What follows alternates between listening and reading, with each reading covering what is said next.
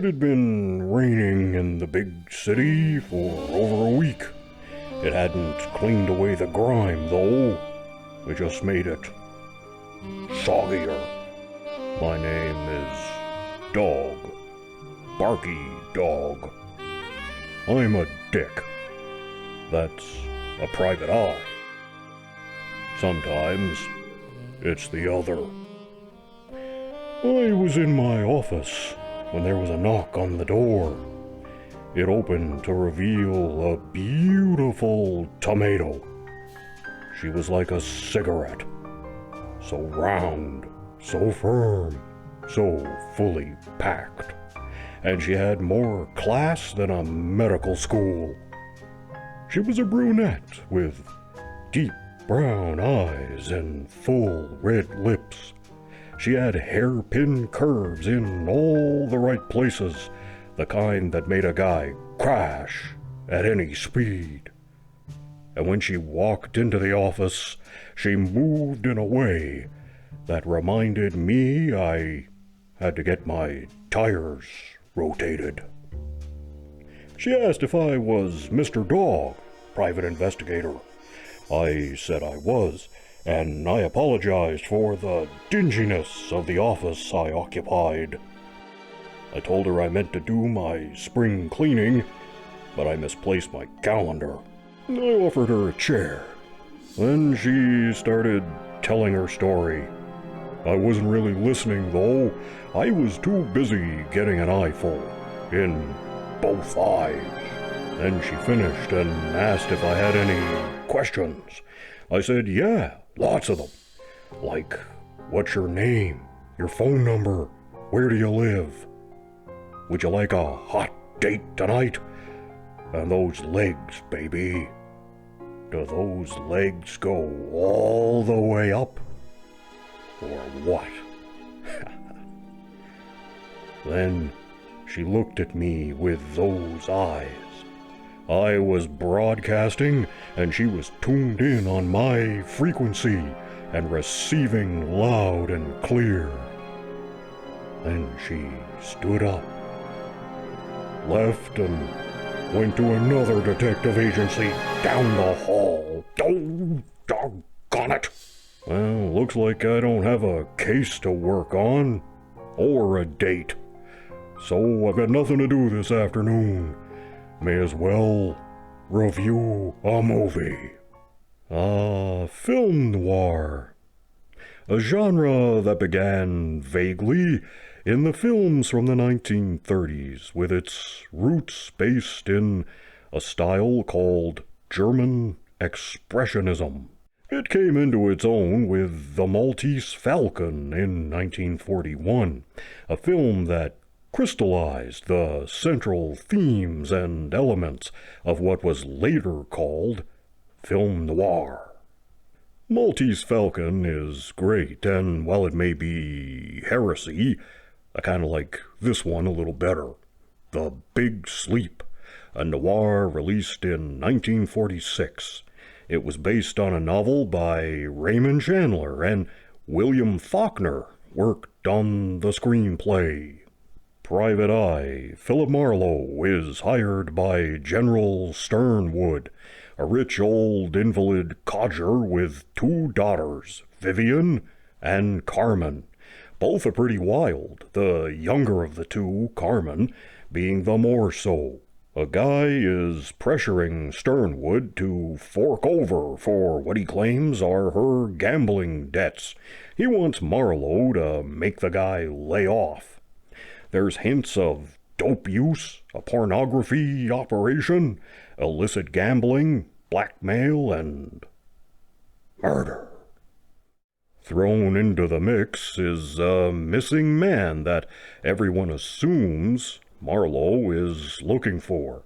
Carmen and Vivian are implicated, and Marlowe becomes a target as he races to solve the mystery. The plot is pretty dense and convoluted, so you gotta pay attention to follow along. Some critics had a hard time managing that, but generally praised the movie anyway. They weren't the only ones a little confused, though. During production, the script calls for a character to be murdered. Director Howard Hawks was trying to figure out who the killer was. He asked Faulkner and the other writers, and they couldn't figure out who could have done it. So they asked the author, Raymond Chandler, "Hey, who killed this guy?" And he didn't know either. If you pay attention, it was probably the blackmailer. But he doesn't seem tough enough to turn killer. But he must have done it because that's how he got hold of the blackmail material. Or it could have been the assistant of the guy trying to extort the gambling debts. It's kind of left an open question. This movie was the second pairing of Humphrey Bogart and Lauren Bacall, but it kind of sat on a shelf for a while, being completed in 1945. After the success of their first picture, To Have and Have Not, in 1944, they went back, reshot some scenes, added some new banter between the couple, and released the movie in 1946.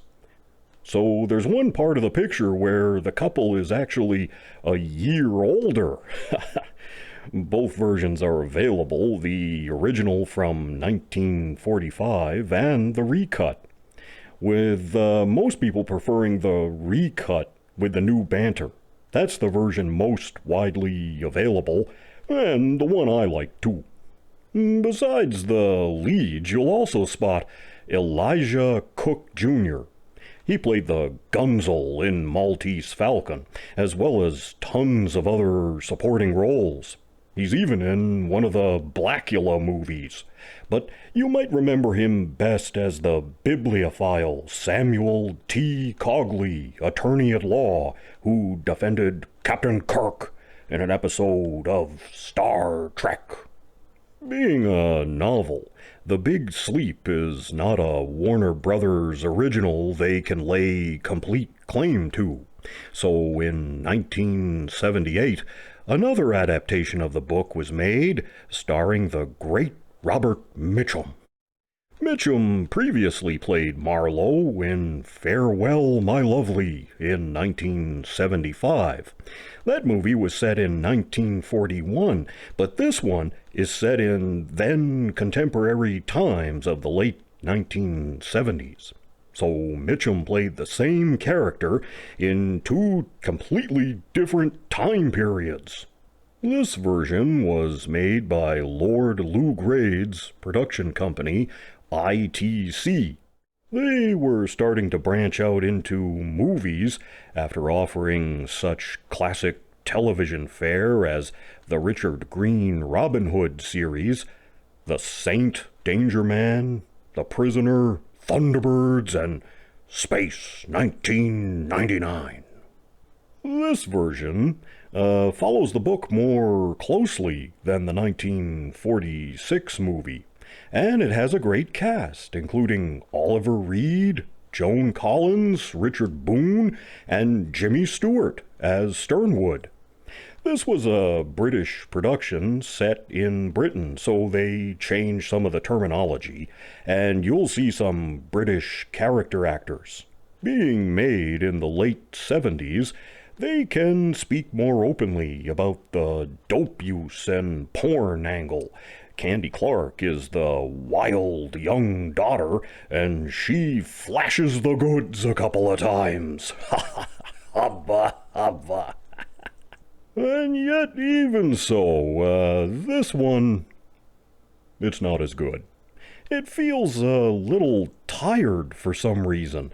It lacks the urgency of its more famous counterpart. It's not bad, though, just different.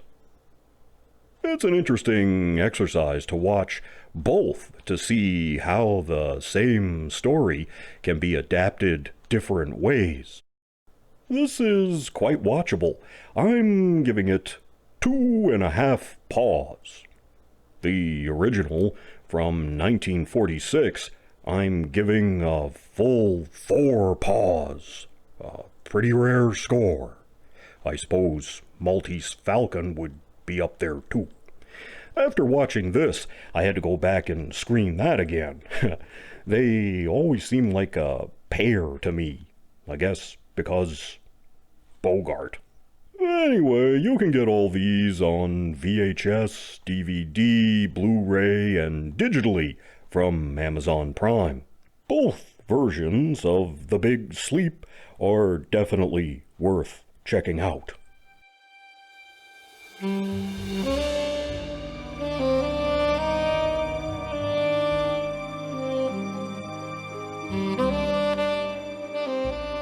So, that was it. All wrapped up in a neat, tidy bundle, just in time for the rain to let up, like the darkness. Still, I kept thinking about her.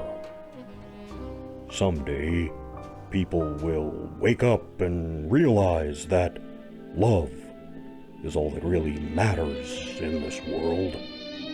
Until then, the next best thing we have is gunfire.